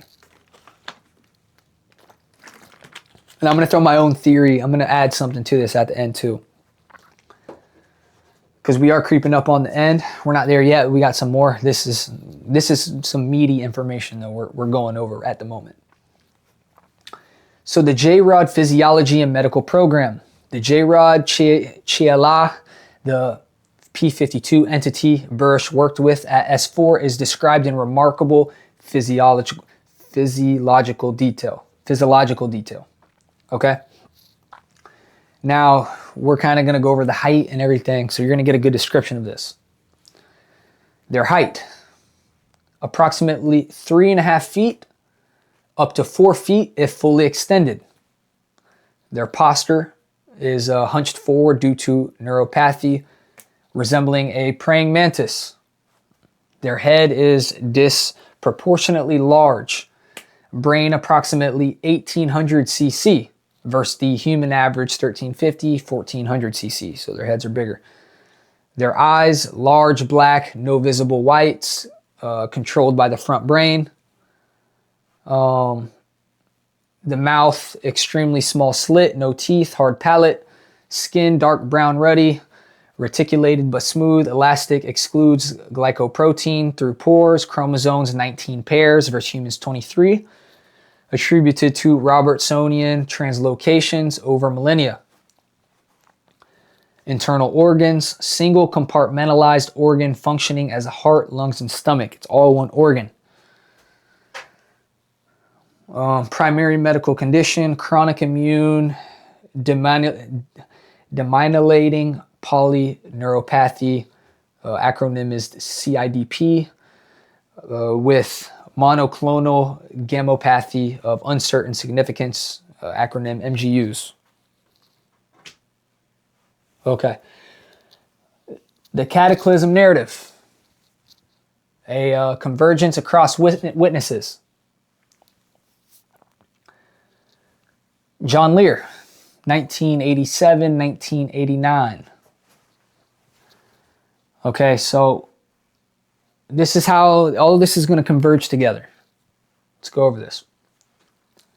So John Lear's, all these people, and then their cataclysm description, and then we've got notes on the side, and we're going to show how they converge. So John Lear, his description is of the cataclysm is a nuclear accident or evolutionary regression, Greys seeking human material to regenerate. The note is, he does not describe the cataclysm as a future event, but frames it as already having occurred to the Greys race. Okay, then you got Bob Lazar, which is aliens from Zeta Reticuli with 10,000 years of Earth interaction. He has no explicit cataclysm described, but the framework implies ancient divergence. The closest parallel, the longevity of contact and alien biological agenda. So they claim that the P47, the P52s ended up traveling, and the P47s ended up traveling to Zeta Reticuli. And Bob Lazar claims these aliens are from Zeta Reticuli, but he doesn't ever put the P47. He never mentions that, but that's how those converge. Dan Burisch, he says it was a geophysical pole shift, solar disruption, which was anticipated around 2012, killing over 4 billion, triggered by Earth entering galactic ecliptic and amplification of natural stargates. Most detailed account includes mechanisms, faction, motivations, and resolution. Amy Eskridge, she claims the atmosphere gets royally fucked up in the future, creating atmospheric chemistry that biochemically forces evolutionary divergence in the P47 and P52 lineages. Most technically specific account focuses on biochemical mechanism rather than geophysics, sent privately to Frank Milbourne. We went over that. She states in 2020 and 2022, she states, there's a calamity, there's like an apocalypse scenario in the near future after which the P47 and P52 entities diverge from present humanity. That was the public version, and the less detailed, very less detailed than the private email we went over. Independently, she uses the P-Designations. So in those videos, she doesn't get too deep into it, but that email that we talked about, that was really her deep dive into that you probably haven't heard or seen before. No one's really talked about that. Now you got Chan Thomas, which is the person who wrote the infamous book that's been classified by the CIA, the Adam and Eve story. The cyclical crustal pole shifts every 6,500 to 7,000 years with supersonic winds, 2-mile walls of ocean water, flash freezing across continents. Survivors restart civilization in a new Stone Age. This is the note, entirely independent of UFO, P47, P52 community, aerospace engineer with classified government connections. And the CIA suppressed the book for 47 years, only partially declassified in 2013. Okay. So the doctrine of convergent timeline paradox, the DCTP. The DCTP is the theoretical architecture articulated within the Burisch narrative to explain how the future humans could visit our present without creating paradoxes or destroying their own timeline. Core mechanism. Under the DCTP, when future beings use Einstein-Rosen bridges, ERBs/Stargates, to travel to the past, they do not erase or replace the originating timeline. Instead, the two timelines enter a state of natural semi-quiescent convergence, Elements from the future timeline overlay and mix with the present, creating what Burisch describes as a chimera reality. This was presented as the explanation for apparent ruins on the moon and Mars, described as images of future cities that in the J-Rod timelines had already been built. Okay, so the two factions and their opposing goals. This is important. P52 J-Rods, altruistic, wish to help present humanity avert the cataclysm and thereby potentially altering their own history. We talked about how they're spiritually advanced. They're willing to alter their timeline for us. Now the P47s, P45 J-Rods, the rogues. They're self-interested. They want the catastrophe to occur, as it was foundational to their own evolutionary development. They opposed disclosure, and they sent hybrid Men in Black agents to suppress interfering developments, and were allegedly connected to the Illuminati, who were reportedly building underground arcs whose survivors would, over millennia, become the P45 rogues. So let's take a second there. Let's hold on before we move on from this. Now it's kind of making sense why the P45s, the P47s are rogues. Because the rumor is they're a product of the Illuminati. The people that run the world. The elite bloodlines. Okay? And that themselves, that's maybe why they're selfish. Because we see how they act now. We see how they control our world and what they do to the earth and the current timeline and the current present we're in now and how they work. I can understand why they would be rogue and would be selfish, because they are a product of the Illuminati. Okay? And that they're building these underground arcs and these underground bases for these elite and select people to survive. Now, that might be another reason why they never wanted to leave Earth. I mean, they controlled Earth and ran it for the longest. So who knows? A lot of people claim these elite and select bloodlines that they're products of past cataclysms also that they survived, because these cataclysms have been happening for a long time. For hundreds of thousands of years. Earth always has these. And who's to say there weren't humans from each past cataclysm? And that these elites always survive it because they have the knowledge and they know that how it works. And they want to keep us out of the light so they can keep going and keep staying in power. So it makes sense why they would not want to leave Earth, okay? So if that I should piece everything together why the P47s are rogue. Because they are technically a product of the elite bloodlines, aka the Illuminati, who are the people that control the world. I know. It sounds fucking crazy, but if you're a critical thinker, this shit is adding up. And I mean, the Men in Black is a real thing.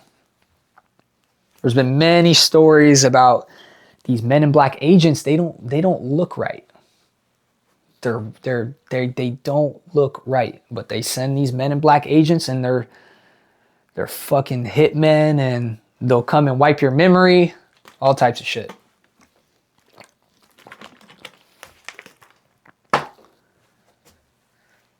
So, yeah, they're claiming that they already built these underground arcs. Okay, the P52 Orients, spiritually evolved Nordics, allied with human Magi in the TAU-9 treaty, and genuinely sought to preserve humanity. So these are the good guys. Eskridge's timeline war thesis in her email to Milbourne maps precisely onto this rogue faction logic, a group with access to future information using it to preemptively eliminate researchers who would otherwise interfere with the cataclysm occurring. Okay, let's talk about the TAU-9 treaty, because we brought that up a couple times. Burisch describes this treaty negotiations between Majestic 12 and the non-rogue J-rods, the P52s, and some P45s, some of them. And the P52 Orients under what he calls the TAU-9 Treaty for the Preservation of Humanity. Burisch was instrumental in negotiating a reduction of treaty-authorized abductions to 0. The rogue P45s were not party to this treaty. So basically in this treaty, hey, let's stop, let's get these abductions to 0. So the P52s agreed upon that. The P45, the P47s did not. Now, I think part of the deal with Eisenhower was when he did get this technology, I think something about this deal from what I've read over the years is that, no, you can't just go to someone's house and abduct them. But there are certain places on the map in the world that have free range. An example of this would be the wilderness, hiking trails, places that just a lot of humans aren't around. I mean, yes, we think that everywhere has cameras and yes, there are cameras everywhere now, but that's mainly inner city.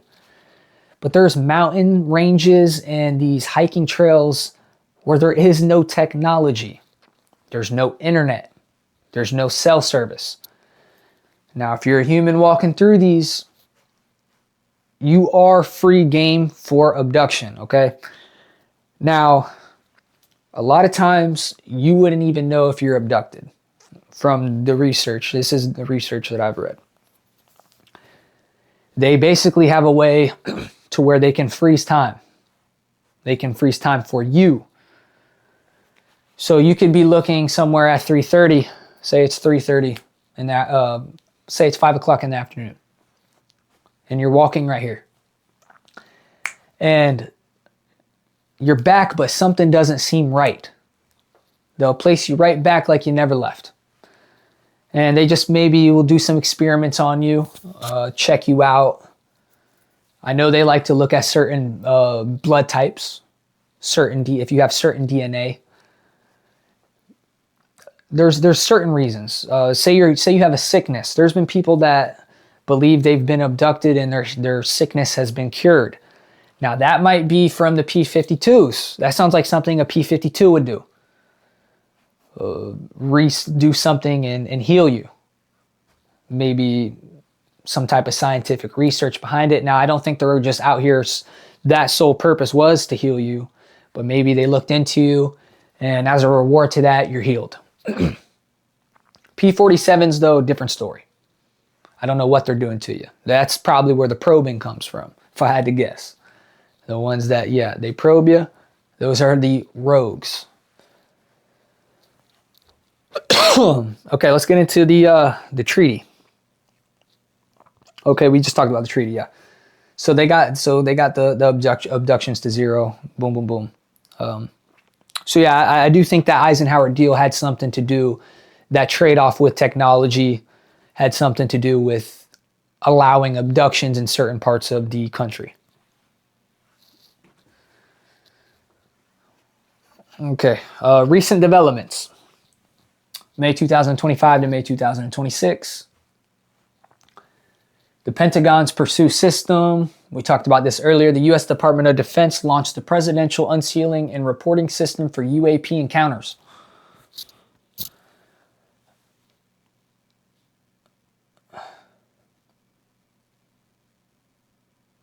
Initiating the most significant government UAP declassification in recent history. While the release files do not specifically reference the P47 P52 designations, the broader acknowledgement of UAP reality creates the contextual legitimacy within which these older testimonies are being revisited. Then you got Amy Eskridge video goes viral in May 2026, which is very recent. In the days surrounding the Pursue launch, a pre-existing video of the late Amy Eskridge discussing P47s and P52s as ultra-terrestrials, us from the future, went viral across social media platforms for many viewers. This was the first encounter with the P designation framework. International Business Times UK published a major feature on May 13, 2026. Interest in Dan Burisch's original testimony in the Burisch archive spiked significantly. So this is getting picked up. A lot of people are reading into this. Hopefully, maybe, I don't know, will this affect the rogue P47 timeline? Hey, which is the Illuminati.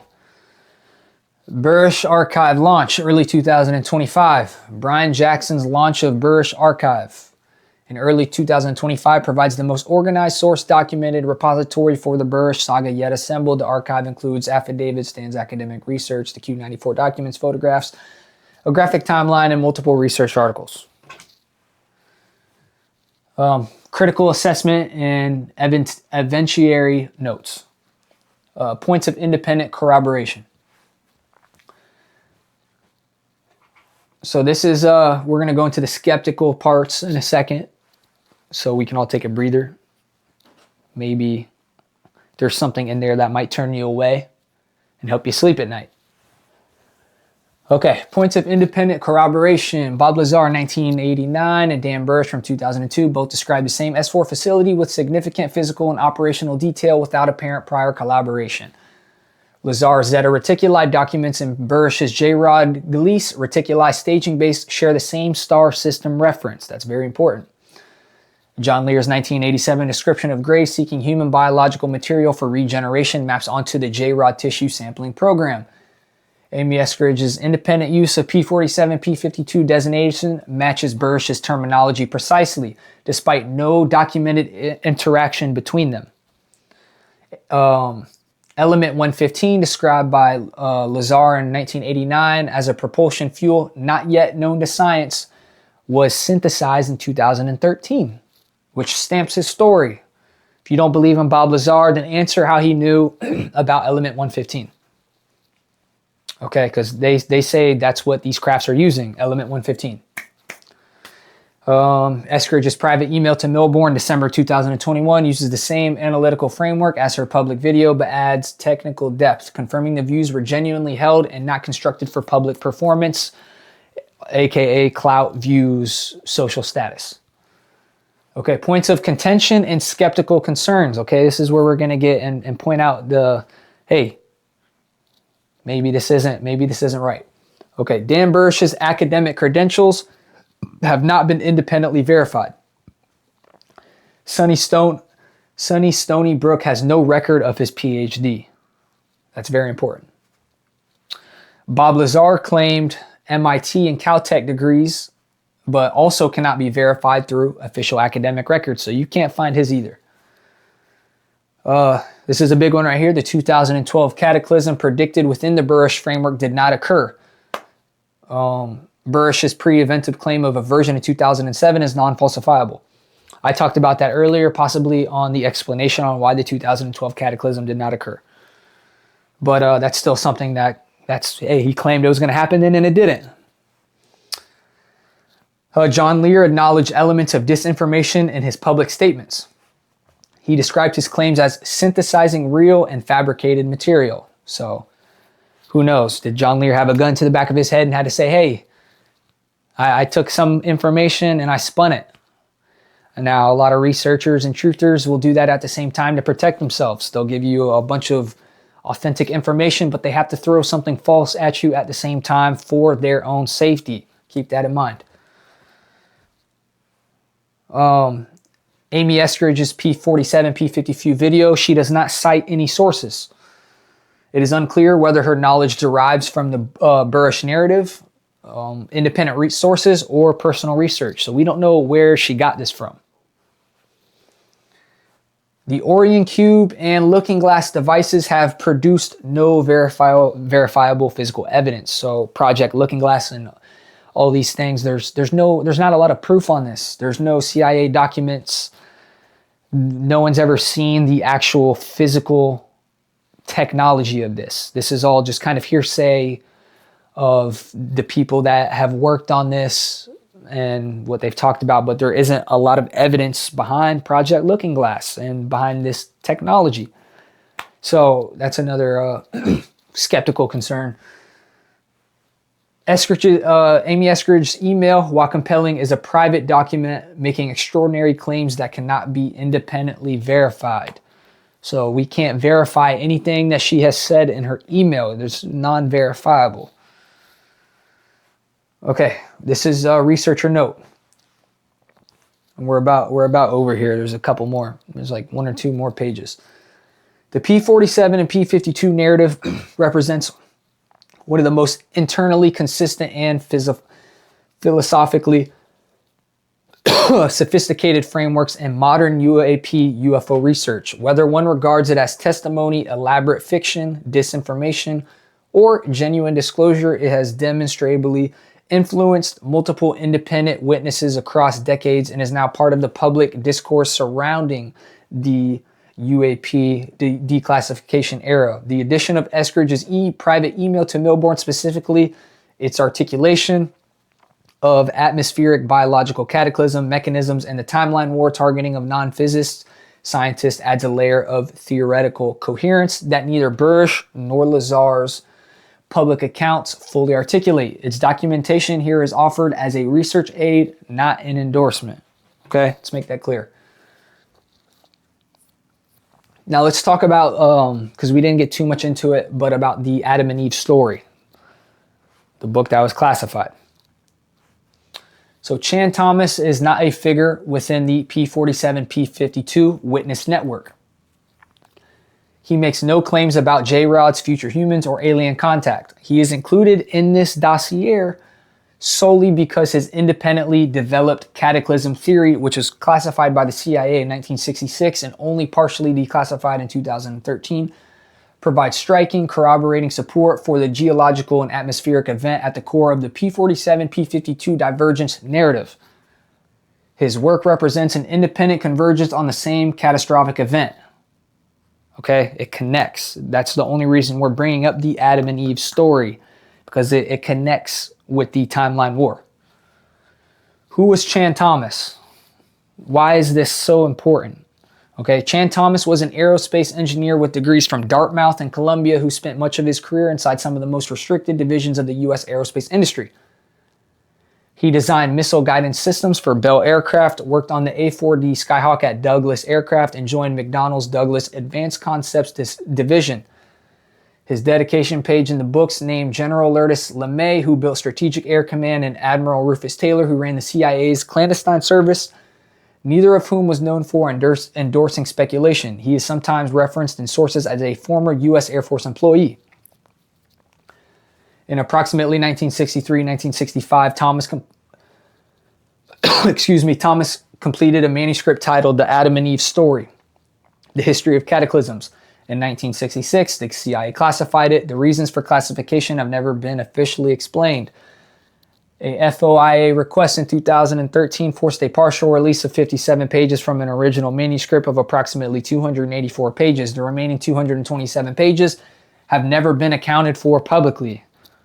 So, Thomas's core thesis. This is important. Thomas's central argument is that the Earth undergoes I've fucked this word up fucking 5 times through this.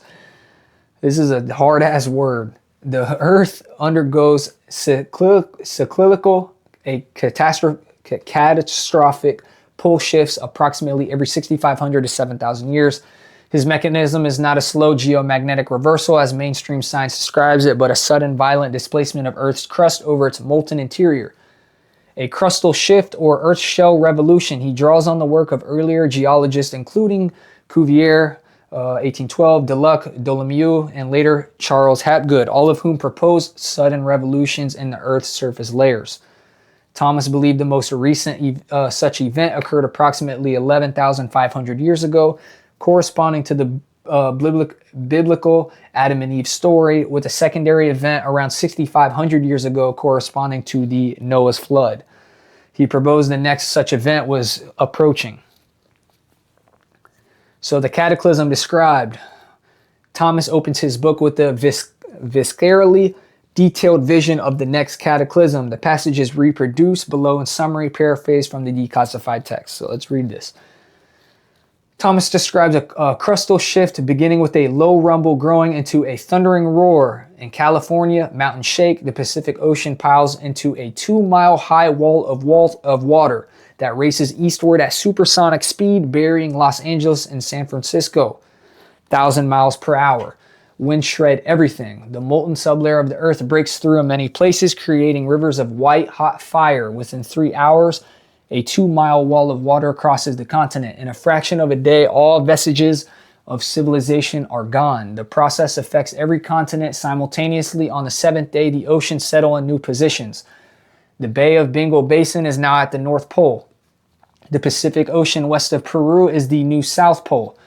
Within 25 years, ice caps melt and ocean levels rise over 200 feet, and a new stone age begins.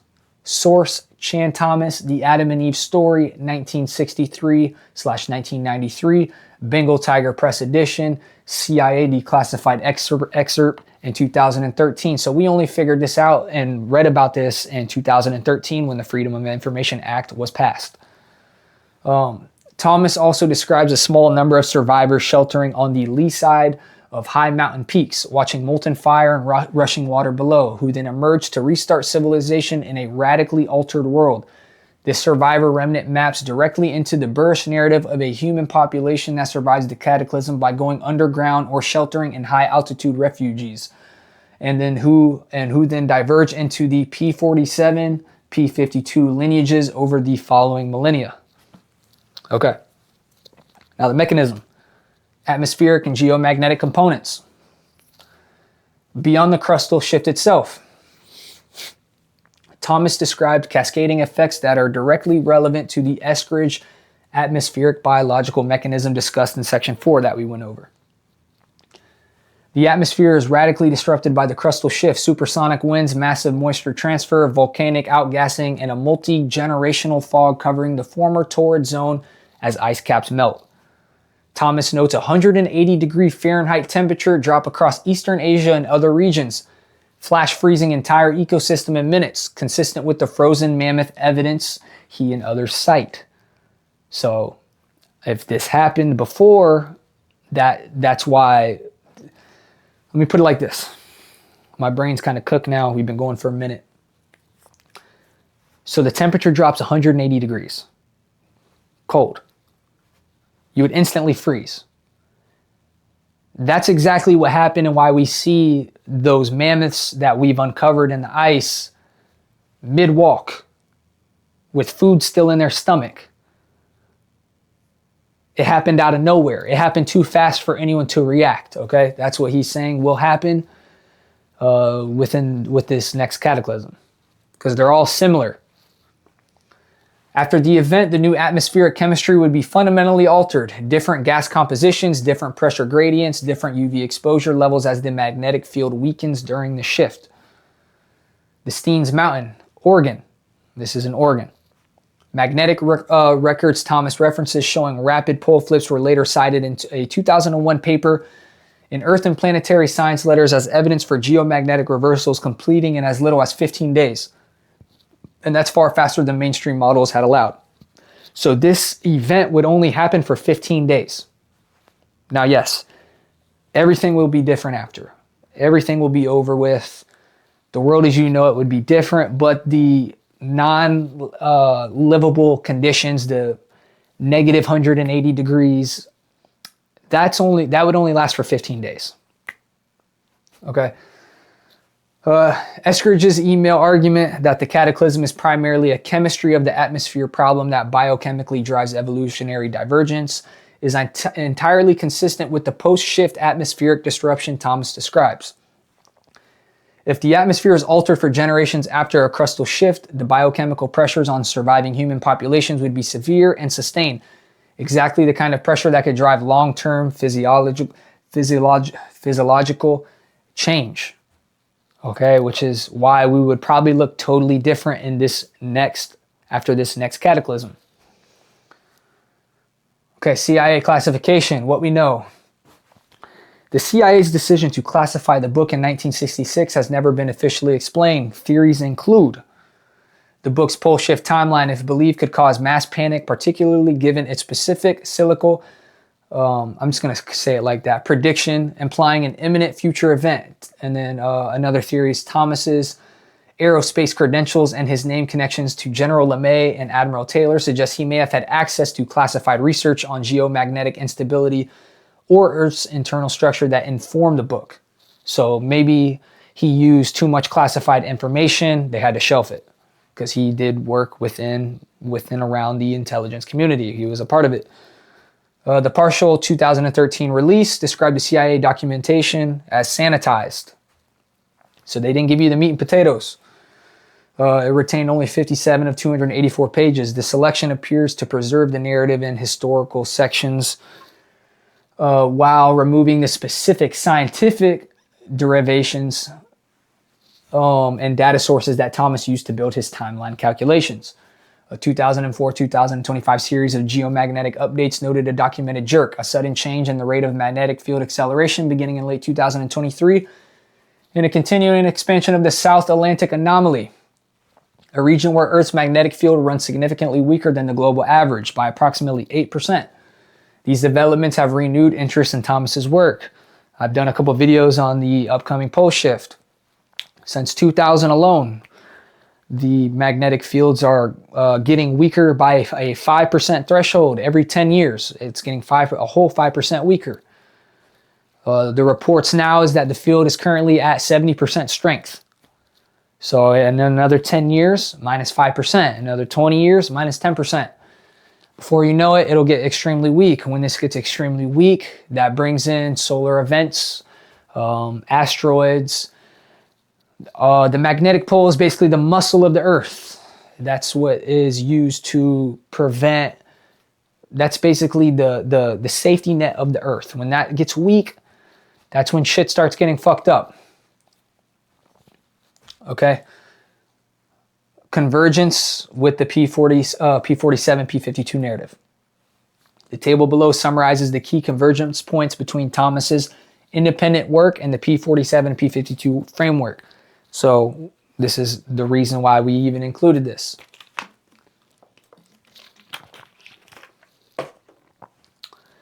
The cyclical pole shifts, crustal displacements occur every 6,500, 7,000 years. We've gone over that, with the most recent approximately 11,500 years ago. How this connects to Burisch and Eskridge's framework. So we're comparing the two, the Adam and Eve story, and then Burisch and Eskridge, how they connect and converge. Burisch and Eskridge claim a cataclysm in the near future drives humans' evolutionary divergence. The J-Rod's world originates from a version of our timeline where this event occurs. Adam and Eve's story says the survivors shelter in high mountain locations and emerge into a radically altered world, restarting civilization in a new stone age. Burisch and Eskridge, the post-cataclysm remnant population goes underground, eventually evolving over 45,000 to 52,000 years into the J-Rod lineages. The post-shift atmosphere, back to the Chan Thomas, the post-shift atmosphere is massively disrupted for generations, different chemistry, moisture, volcanic gases, temperature gradients. And then in Eskridge email, the atmosphere gets royally fucked up in the future and creates an evolutionary divergence. That's an issue of chemistry and biology, not so much physics. Okay, that connects with the Adam and Eve story. Another one is the CIA classified the book in 1966 with no official explanation, only 57 of 284 pages released in 2013. And then Burisch and Eskridge both describe an active suppression of researchers and scientists working on cataclysm adjacent topics. Eskridge's timeline war thesis predicts exactly this kind of preemptive information control. Okay, so they're getting controlled, and then this book was classified about those same topics. Okay, Thomas aerospace connections, Chan Thomas's and who they were connected to, LeMay, Taylor Bell, Douglas, McDonnell, place him inside the same military-industrial network described in the MJ-12 Majestic programs. And then the Majestic 12 is described by Burisch as operating through exactly these kind of aerospace and intelligence connections throughout the 1950s to the 1990s. It is worth noting that the Chan Thomas, Dan Burisch, Amy Eskridge, John Lear, and Bob Lazar all independently arrived at the frameworks in which a catastrophic physical event reshapes human civilization and triggers biological divergence or alien contact.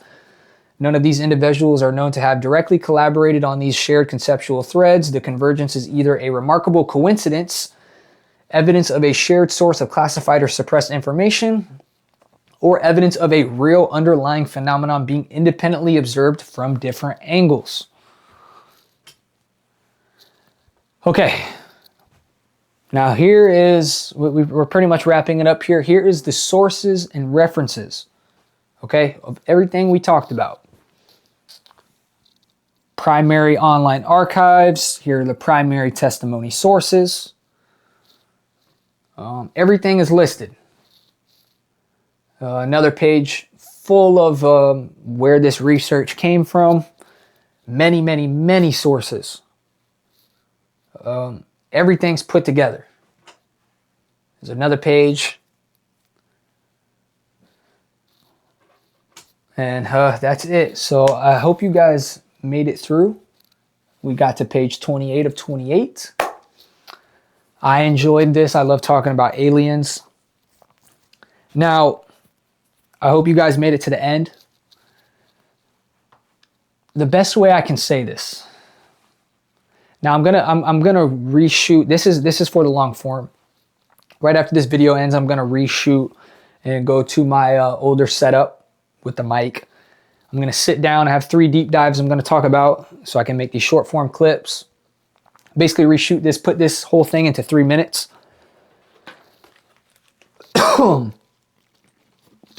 This is my first lecture. I hope you guys enjoyed this. This did wear me out a bit. This is honestly probably, I don't think I'm going to be able to top this with any future lecture, to be honest. This will go down as a classic.